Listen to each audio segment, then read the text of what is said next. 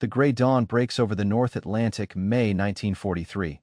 A lone merchant ship struggles through icy spray, its hull scarred by close calls. The crew scans the horizon, not for rescue, but for the thin shadow of a periscope slicing the waves. For 4 years, this ocean has been a graveyard. German U-boats roam beneath the surface like wolves in a forest, sinking more than 3,000 Allied ships, claiming 72,000 sailors, and threatening to starve Britain into surrender. Then, without warning, a sound deep, throbbing, growing louder by the second. The crew looks up. Bursting through the clouds at 8,000 feet is a massive 4-engine bomber. Angular, ungainly, painted a dull gray. A Consolidated B-24 Liberator, and it's hunting. Below the waves, the captain of U-456 hears it too. The hydrophones catch the unmistakable rhythm. His face drains of color. The submarine surfaced just 20 minutes earlier to recharge its batteries. A routine carried out hundreds of times without danger. If you enjoyed this, don't forget to subscribe for more. But that was before aircraft could reach this far. Before the mid-Atlantic became a killing ground for the hunters themselves. The Liberator banks hard. The radar operator has a contact. The pilot shoves the nose down. The submarine dives. But it's too late. The bomber's bay doors open. 4 250-pound depth charges fall into the pale morning light. The ocean explodes. A towering column of water shoots 30 feet into the air. Then oil dark, spreading oil marking the grave of 52 German sailors. The merchant crew erupts in cheers, unaware of what they are truly seeing. This isn't just a single victory, it's the turning point. In only 60 days, everything changes. The submarine wolf packs that terrorized the Atlantic for 4 years are hunted to near extinction by an aircraft few people remember. If you enjoyed this, don't forget to subscribe for more.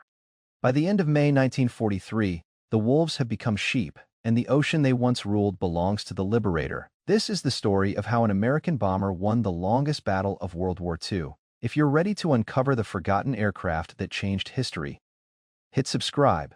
This is one mission you won't want to miss.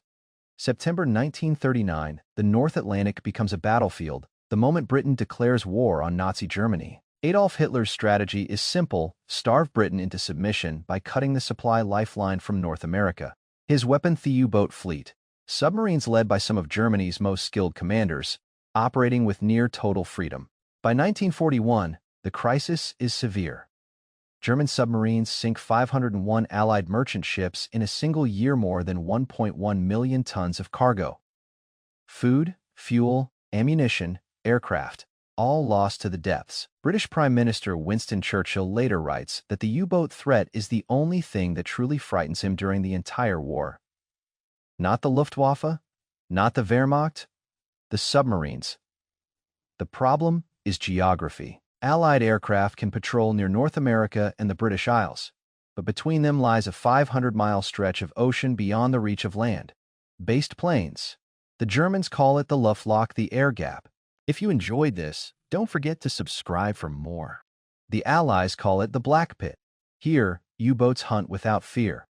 The strategy is brutally effective. Admiral Karl D. Nitz, commander of the U-boat fleet, directs wolf pack attacks using encrypted Enigma messages. Multiple submarines converge on a single convoy, striking from different directions, overwhelming the escorts. At night, they surface to recharge batteries and outrun the slow merchant ships above the waves. By daylight, they submerge and strike with torpedoes. By early 1943, the Battle of the Atlantic reaches its breaking point. In March alone, U-boats sink 120 merchant ships, nearly 700,000 tons, while only 15 submarines are lost. The math is unforgiving. If this continues, the Allies will lose ships faster than Germany loses submarines. The planned invasion of Europe, Operation Overlord, cannot proceed without control of the Atlantic. The Soviet Union cannot be supplied. Britain may be forced to negotiate.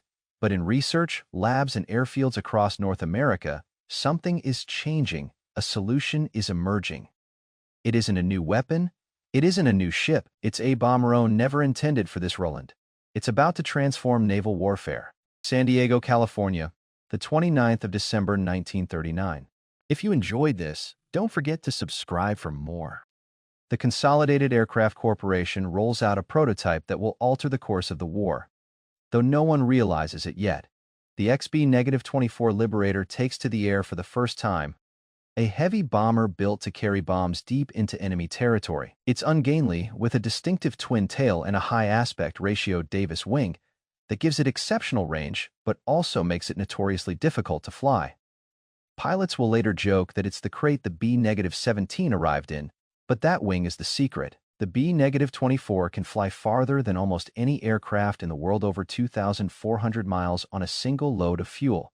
In 1941, when the Royal Air Force receives its first shipment of 20 Liberators, someone proposes a radical idea.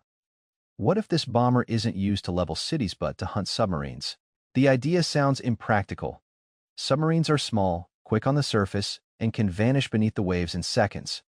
How do you locate a single target in an ocean spanning millions of square miles? But Britain is desperate. Every other option has failed, so those 20 aircraft, redesignated Liberator GRMKI General Reconnaissance Air. If you enjoyed this, don't forget to subscribe for more. Handed to RAF Coastal Command. The changes are extensive.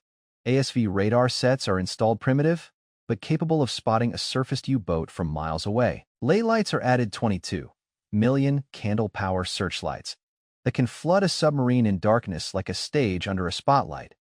20mm Hispano cannons are mounted in the forward bomb bay, with racks for 8 rockets beneath the wings. The bomb bay itself carries 250-pound depth charges with shallow fuses set to explode at 25 feet, just deep enough to rupture a submarine's pressure hull. In June 1941, No. 120 Squadron RAF reforms in Iceland with these modified Liberators. Their mission? Patrol the Denmark Strait and the gap between Iceland and Greenland, where U-boats pass through on their way to the Atlantic hunting grounds. For months, they find nothing.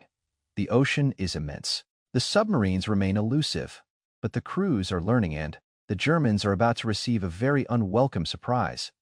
The 12th of October, 1942, southwest of Iceland. Squadron leader Terence Bullock sits in the cockpit of Liberator O, flying convoy escort in conditions that would ground most aircraft. Freezing rain pounds the windscreen.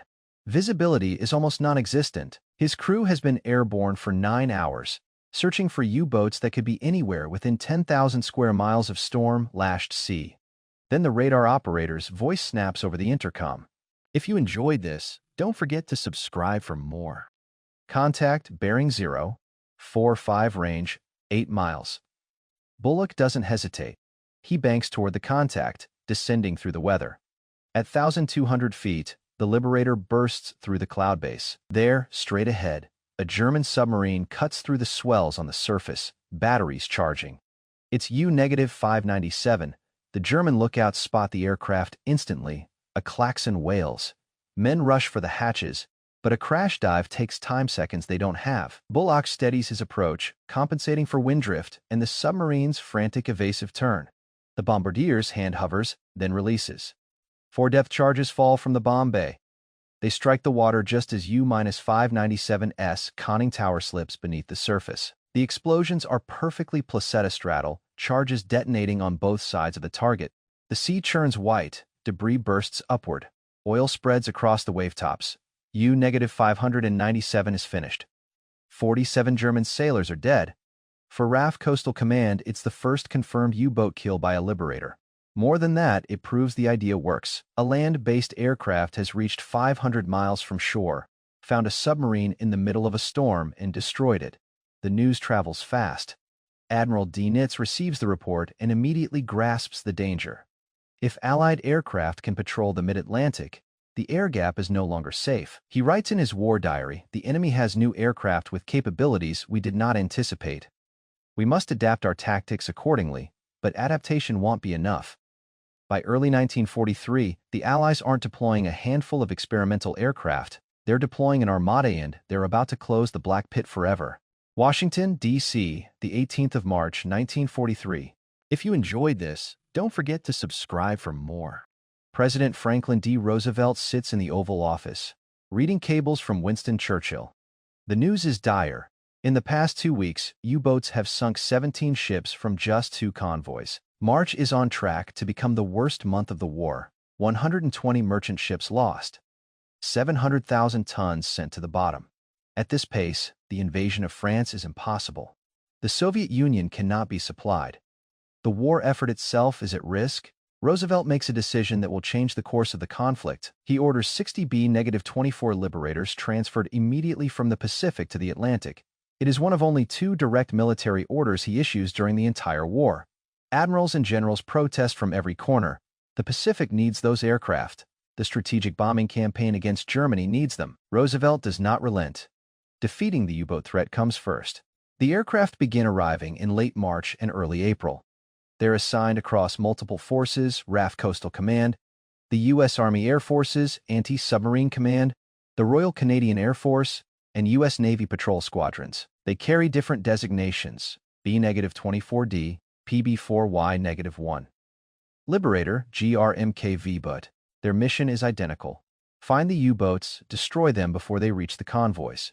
The technology continues to advance. New cinemetric radar, operating at a 10-centimeter wavelength, can detect a submarine's periscope even in heavy seas. Magnetic anomaly detectors sense the metal mass of a submerged boat. LoRa navigation allows precise position fixing up to 1,500 miles from shore. Depth charges are improved, the Mark 8 and Mark 11 more powerful, with better fusing. But the decisive weapon isn't electronics or explosives. It's endurance. A very long-range B-24 can remain on patrol for 16 hours. It can range 1,200 miles from its base and still have fuel to search, attack, and return. The Mid-Atlantic Gap, that 500-mile stretch where U-boats once hunted without fear, no longer exists. By the end of April, 38 very long-range Liberators are patrolling the Atlantic. It isn't many, but it's enough. The wolves are about to learn what it means to be hunted. May 1, 1943. Bay of Biscay, off the coast of France.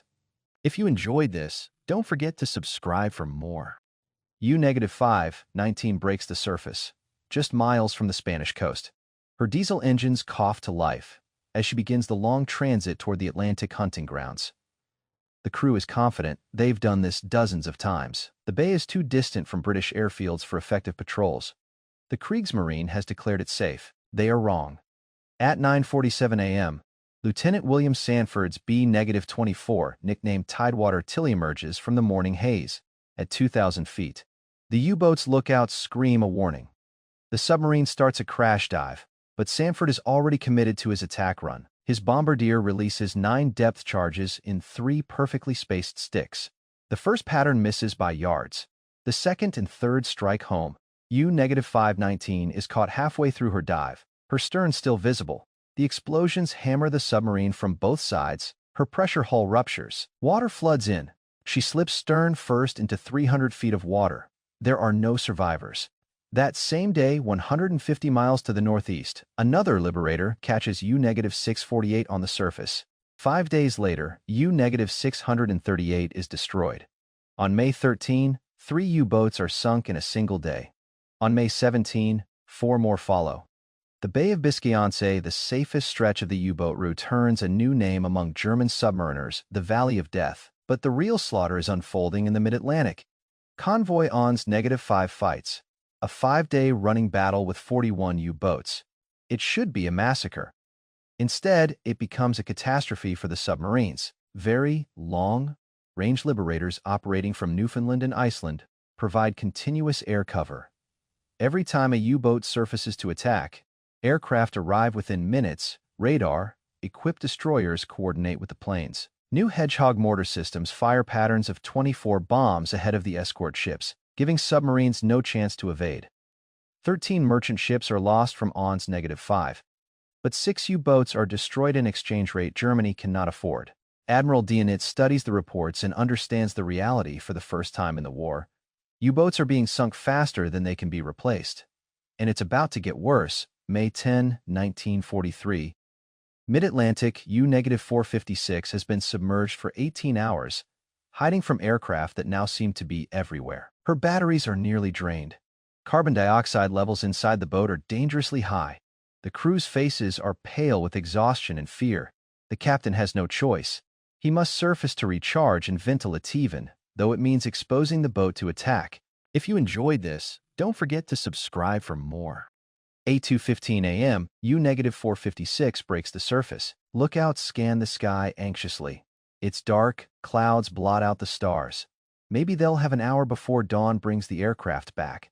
The diesels roar to life, fresh air floods the boat. The crew begins to relax. Then they hear it, that unmistakable four-engine drone. A Liberator from number 86 Squadron. Has them on radar.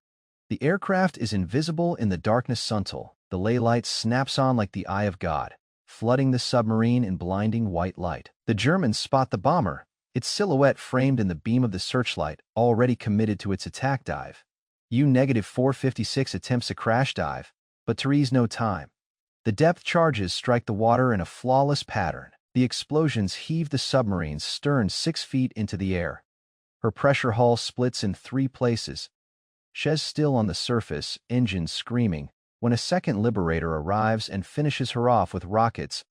49 men die. No one escapes. That same night, 2 more U-boats are caught on the surface and destroyed. The next day, 3 more follow. The pattern repeats across the Atlantic surface to recharge. Get detected by radar, die under depth charges or rockets. U-boat commanders face an impossible choice: remain submerged and slowly suffocate, or surface and be hunted from the air. Some try to fight back. U-boats are fitted with additional anti-aircraft weapons, 20mm and 37mm cannons, intended to shoot down attacking aircraft. The tactic succeeds exactly once in March when U-333 brings down a Wellington bomber. The Allies respond immediately. Liberators attack from multiple directions at once. They come in fast and low. The U-boat flak guns are useless against a 7,000-pound aircraft, diving at 250 miles. Per H.R. May 15, 1943, convoy SE-130 steams east across the Atlantic. 38 merchant ships carry food, ammunition, and vehicles bound for Britain. Admiral Dienitz assigns 19 U-boats to attack the Donau Wolfpack. It should be enough. In March, a similar force sank 21 ships from 2 convoys, but May is different. As the U-boats move in, they encounter something entirely new: continuous air cover. Very long-range Liberators from Iceland maintain rotating patrols above and ahead of the convoy. When U-boats attempt to surface ahead of the formation standard Wolf pack procedure, they are detected instantly on radar. The Liberators strike before torpedoes can even be armed. U-381 is the first to fall. She surfaces at dawn on May 19, planning to shadow the convoy and transmit its position. A Liberator from number 120 Squadron detects her at 12 miles, drops through broken cloud, and destroys the submarine with depth charges. She breaks in half and sinks in less than a minute. If you enjoyed this, don't forget to subscribe for more. Over the next 48 hours, 4 more U-boats from the Donau Group are destroyed: U-954, U-209, U-273, and U-258. Peter Dienitz, the Admiral's 21-year-old son, is killed aboard U-954 when a Liberator catches the boat on the surface. Admiral Dienitz receives the news via encrypted radio and continues directing the operation. By May 21, the surviving submarines abandon the attack. Not a single ship from convoy SE-130 has been sunk. 5 U-boats are lost. The exchange rate is no longer sustainable. For every merchant ship the Wolfpacks might destroy, the Allies are sinking 1 or 2 submarines. German construction simply cannot keep up. The merchant crews of C-130 don't fully grasp what they've witnessed. They know the Liberators are protecting them, but they don't see the larger pattern. Across the Atlantic, the same story is unfolding in the Gulf of Mexico, off Gibraltar, in the Bay of Biscay, in the mid-Atlantic Gap. Everywhere they hunt, Liberators are killing them. May 23, 1943, BDU headquarters, Berlin. Admiral Karl Dienitz sits at his desk, staring at loss reports that defy belief. In just 23 days, 41 U-boats have been destroyed in the Atlantic. 41, nearly a quarter of his entire operational force. At this pace, the U-boat arm will cease to exist by August. He studies the patrol reports from the few survivors. The pattern is unmistakable. Aircraft specifically long-range American bombers everywhere. The mid-Atlantic Gap no longer exists. U-boats cannot surface to recharge batteries without being attacked within minutes. New Allied radar detects submarines in darkness, in storms, in conditions that should make aerial search impossible. TS submarines in darkness, in storms, in conditions that should make aerial search impossible. Ley lights turn night operations into suicide missions. Even more alarming are reports of unfamiliar weapons, a device called the Hedgehog, firing explosives ahead of attacking destroyers, depth charges with greater power and improved fusing, homing torpedoes dropped from aircraft, coordinated attacks by ships and planes working together in ways the Germans never anticipated. But the numbers tell the real story. In March, U-boats sank 120 Allied merchant ships while losing 15 submarines. In April, they sank 64 ships and lost 15 U-boats. Now in May, they have sunk just 50. 8 ships and 41 submarines have been destroyed. The mathematics are devastating. Dienz makes the most difficult decision of his naval career. On May 24, he orders all U-boats to withdraw from the North Atlantic convoy routes not temporarily, but indefinitely. That terrorized Allied shipping for 4 years are being hunted to extinction. The campaign must be suspended until new tactics and technologies can restore the balance. The order is encrypted and transmitted to every boat at sea. One by one, acknowledgments come back, and submarines turn away from the convoys they had been stalking. Some never receive the message. They are already on the ocean floor, destroyed by aircraft they never saw. In Washington and London, Allied intelligence intercepts and decodes the order within hours. There is stunned silence. Winston Churchill will later write, "The only thing that ever really frightened me during the war was the U-boat peril." By May 1943, that peril was broken. The statistics from May 1943 tell the story of total reversal. German U-boats sink 30. If you enjoyed this, don't forget to subscribe for more. 4 Allied merchant ships in the Atlantic, 134,000 tons. In return, the Allies destroy 34 U-boats in the Atlantic, with another 9 lost in other theaters. For the first time in the war, submarines are being destroyed faster than they are sinking ships. The tonnage-worth cold mathematics of attrition on which Dienz built his strategy has turned decisively against Germany. The impact of the very long-range Liberators is undeniable. Of the 93 U-boats credited to Liberators during the entire war, more than half are sunk between March and August 1943. RAF Coastal Command Liberators account for roughly 70 confirmed kills. U.S. Army Air Force's Liberators sink 10. U.S. Navy PB-4Y-1s destroy 13. Canadian and other Allied forces claim the remainder. But numbers alone don't capture the psychological collapse. U-boat crews come to call May 1943 Black May. Morale disintegrates. In March, commanders were confident and aggressive, hunting in coordinated packs refined over 4 years of war. By June, they are afraid to surface even at night, searching for targets no larger than a school bus across an area the size of Texas. And when they do find a U-boat, they must execute a precise low-altitude attack run while dodging anti-aircraft fire. Flight Lieutenant J.K. Moffett of No. 120 Squadron sinks U-89 in April. Then, in October, is shot down while attacking U-539. His Liberator is hit by flak, spins into the Atlantic, and all aboard are lost. Squadron leader Bullock becomes a legend within Coastal Command, credited with multiple kills. Czech pilots of RAF No. 311 Squadron, Flying Rocket, armed Liberators, destroy 4 U-boats in 1943 alone. These men never become household names. Their victories don't dominate headlines, but they are winning the longest battle of World War II, June 1943. The German Navy launches a technological counteroffensive. New U-boats fitted with snorkels breathing tubes that allow diesel engines to run while submerged enter service. The theory is sound. If submarines never fully surface, aircraft radar can't detect them. Batteries can be recharged and air refreshed while remaining hidden below the waves. But the snorkel brings new problems. Diesel exhaust leaves a visible wake. The device produces a distinctive noise detectable by sonar. Most critically, it limits speed to just 5 knots, making it impossible to race ahead of convoys into attack position.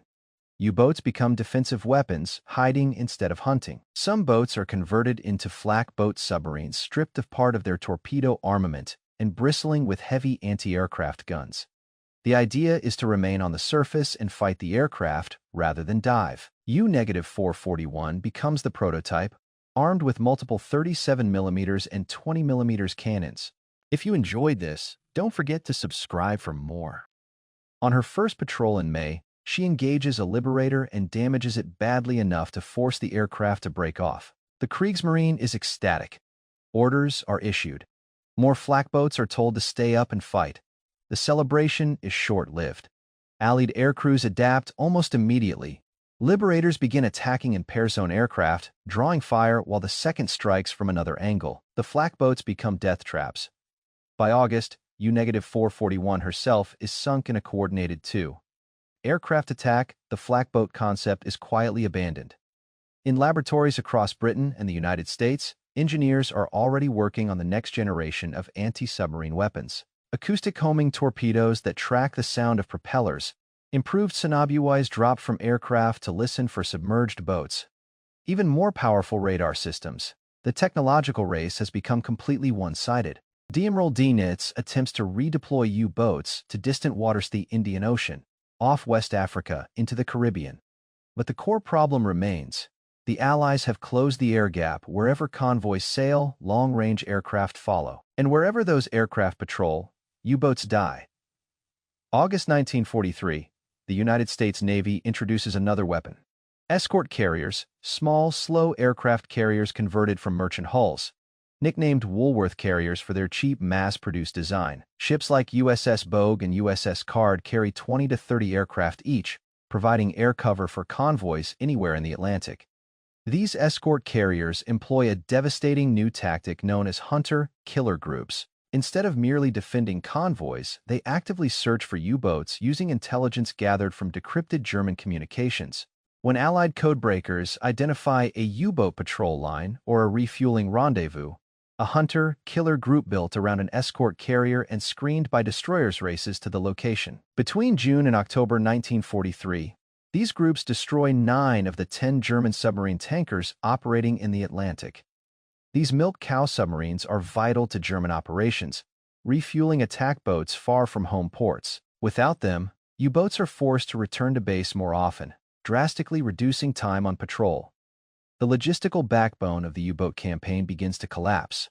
The combined effect of very long-range liberators and escort carriers creates an interlocking web of air coverage across the Atlantic. There is nowhere left to hide. One U-boat commander records the new reality in his diary. "We are no longer the hunters. We have become the rabbits. Every time we surface, we expect death from the sky." By September 1943, U-boat losses are so severe that new construction cannot replace them. The Type 7 U-boat, the workhorse of the Kriegsmarine, with roughly 700 built during the war, is being lost at a rate of 25 per month. Training programs cannot produce crews fast enough to replace casualties. The average lifespan of a U-boat is now just 2 patrols. In 1940, elite commanders like Walter Prien, Joachim Schepke, and Otto Kretschmer hunted Allied shipping with near impunity. By late 1943, all 3 are dead. The Battle of the Atlantic is not yet over. U-boats will continue operating until Germany's surrender in May 1945. But the outcome is no longer in doubt. The Allies control the Atlantic. The invasion of France can proceed. If you enjoyed this, don't forget to subscribe for more. The Soviet Union can be supplied, and the aircraft that made it possible remains largely forgotten. The final statistics reveal the true scale of the Liberator's impact. Between 1939 and 1945, German U-boats sink approximately 3,000 Allied merchant ships, totaling 14.5 million tons.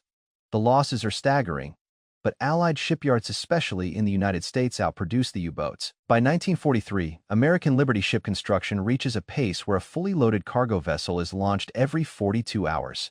Of the 1162 U-boats commissioned by Germany during the war, 785 are destroyed. Aircraft including Liberators, Catalinas, Sunderlands, and Carrier. Based planes account for roughly 250 of those kills. The B-24 Liberator alone is credited with 93 confirmed U-boat destructions, making it the most lethal submarine hunting aircraft of the war. More than 18,000 B-24 Liberators are built between 1940 and 1945, making it the most produced American military aircraft in history. They serve in every theater: strategic bombing over Europe, anti-shipping strikes in the Pacific, transport missions in the China, Burma, India theater. But their most decisive contribution is the one least remembered: the war against the U-boats in the Atlantic. The human cost is immense on both sides. Of the roughly 40,000 German submariners who served during the war, about 30,000 are killed, a 75% casualty rate, the highest of any military branch in any nation during World War II. Allied merchant seamen suffer similarly. An estimated 30,000 British merchant sailors die, along with thousands more from other Allied nations. The Liberator crews pay their own price. RAF Coastal Command loses hundreds of aircraft to enemy fighters, anti-aircraft fire, and operational accidents. 16 HOR patrols over the North Atlantic in winter conditions push both aircraft and crews to the very edge of endurance. Engine failures, icing, navigation mistakes, one of them can doom a crew to a frozen death in the ocean, far beyond any hope of rescue. Yet the mission succeeds. By relentlessly hunting U-boats across every ocean, by making it impossible for submarines to operate safely on the surface, the Liberator breaks the spine of Germany's submarine campaign. The longest battle of World War II is won. The shock of Black May ripples through the German war machine. With U-boat operations suspended in the North Atlantic, the Allies gained complete freedom to move troops and supplies to Britain. The build-up for D-Day Operation Overlord accelerates at an extraordinary pace. By June 1944, more than 2 million Allied soldiers are assembled in Britain, supported by 11,000 aircraft and massive naval forces for the largest amphibious invasion in history. None of this would have been possible with U-boats still dominating the Atlantic. Admiral Dienitz never fully abandons the fight. U-boats returned to the Atlantic in September 1943, using new tactics, operating in remote waters like the Indian Ocean, attacking during poor weather when aircraft can't fly, relying on snorkels to remain submerged. But they never regain the initiative. From June 1943 until the war's end, merchant ship sinkings fall far below the level needed to affect Allied operations. Germany loses the tonnage war decisively. The technological race continues to the very end. Germany develops the Type XXI U-boat, a revolutionary design with a streamlined hull, massive battery capacity, and the ability to remain submerged for weeks. Had these submarines entered service in large numbers in 1943, they might have altered the outcome. If you enjoyed this, don't forget to subscribe for more.